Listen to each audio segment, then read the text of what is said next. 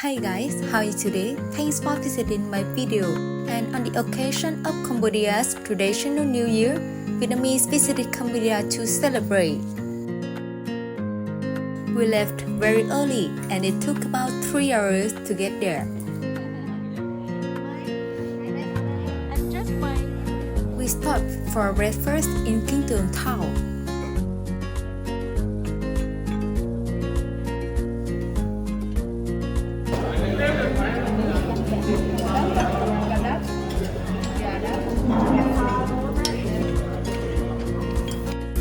And then continue the journey.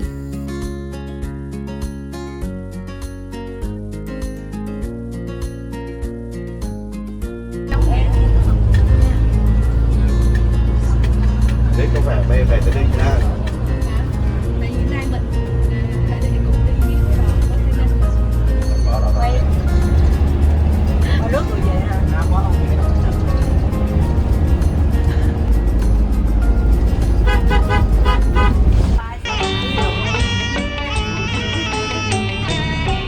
The convoy is passing through Vinh Hiệp International Border.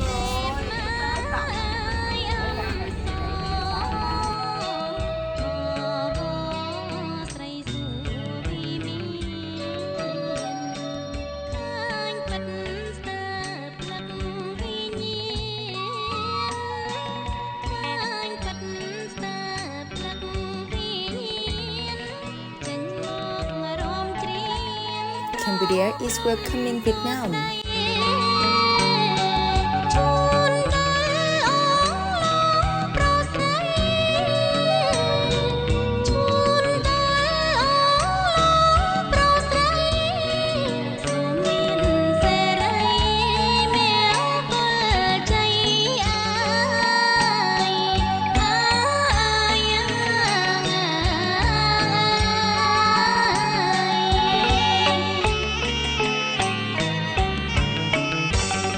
This visit demonstrates Vietnam's affection and trust for Cambodia.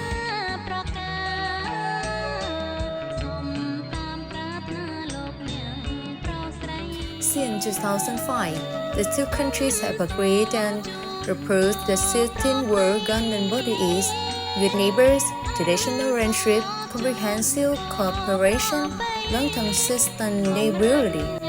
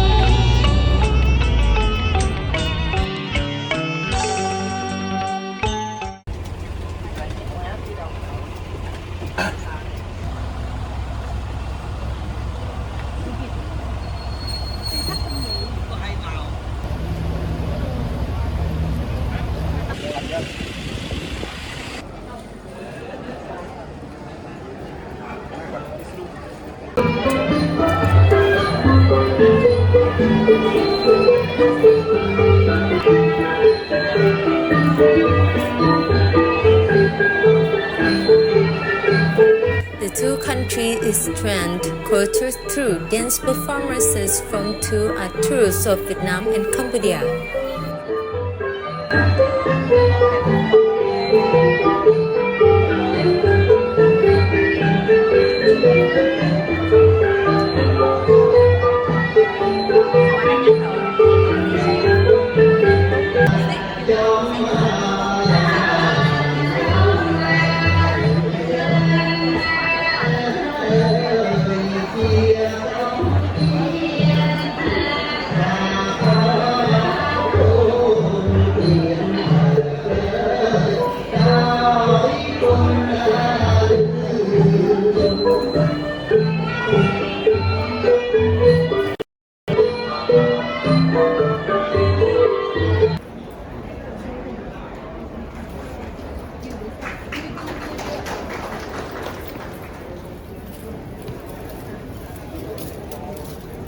จึงต้องทรงคุณเกี่ยวกับการนายมามหาตุลวัฒน์การงานทรง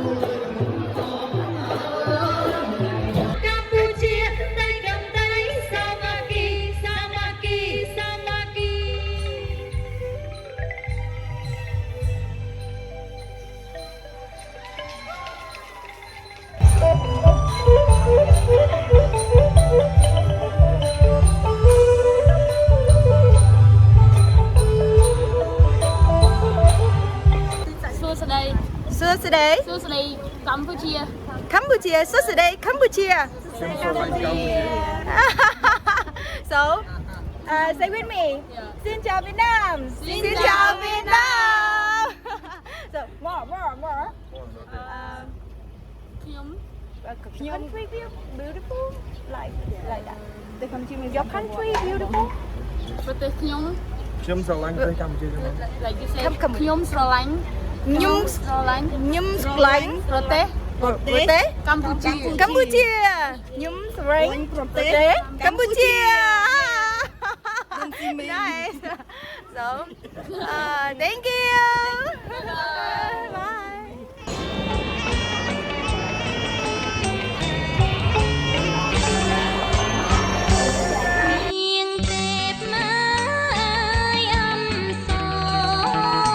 I have good friends here and we see each other every year. I hope we have more chances to see each other more often. I love you guys.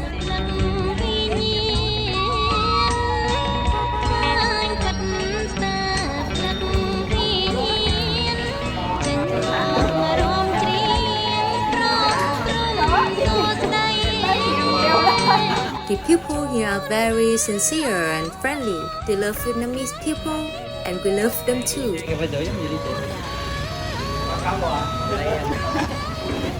Ai đâu, con uống nước ông lớn trả tiền, ông lớn nhà bên đó đó. Cháu uống lớn. Tôi đắp kìa rồi. Má về xuống tôi đòi bà cũng chết luôn á bà Tâm. Happy Confident New Year. See you next year.